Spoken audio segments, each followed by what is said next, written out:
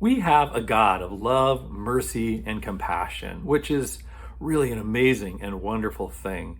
But sometimes people mistakenly think that these wonderful attributes of God are things that people only really began to experience when Jesus came. In fact, there seem to be a lot of people who feel that in the Old Testament, God seems kind of harsh and that that's a disconnect with the loving nature of God that we see in the New Testament, and particularly with Jesus.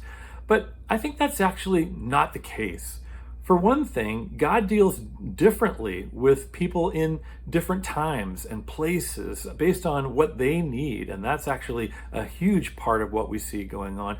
And there are some other things as well. But beyond that, I believe that when you look closely at God in the Old Testament, past just some of the harder moments of dealing with people, what you see is a God with the same loving heart that we see in the New Testament and in Jesus. And here's just one passage that I think lists that up. Lamentations 3:22 through 23 says this: "Because of the Lord's great love, we are not consumed, for his compassions never fail. They are new every morning. Great is your faithfulness." So that first verse of that passage, it names a hard truth, and that truth is that God would in fact be totally justified if he were to reject us or even destroy us because of our sin. It's the same thing the New Testament says. Romans 3:23 says, "All have sinned and fall short of the glory of God." And Romans 6:23 says that the wages of sin is death. But that verse also mentions something else. It talks about God's great love. That's a phrase also used in the New Testament in Ephesians and in 1 John. But the word love there is a translation of the Hebrew word hesed. And it's actually a hard word to translate because hesed is broader than any single English word.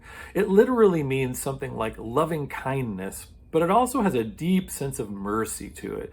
And so sometimes hesed is also translated as mercy. So this first verse says that even though we don't deserve it, God is full of loving kindness and mercy, and he doesn't reject or destroy us.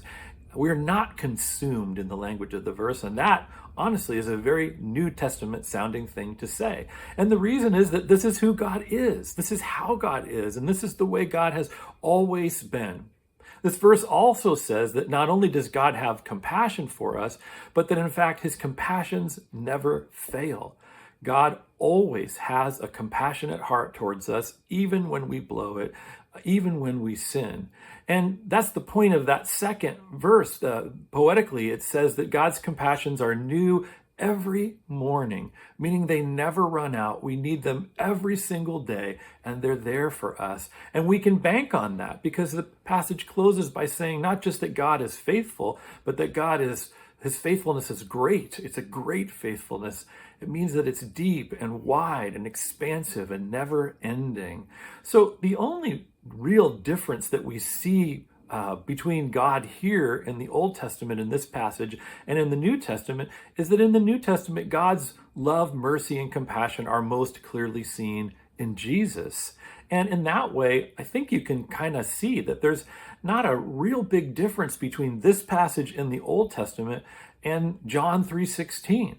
John 3:16 says, "For God so loved the world that he gave his only son, that whosoever believed in him would not perish, but would have eternal life." So again, the difference in the New Testament is that all of these great things we see most clearly coming to us from God through Jesus.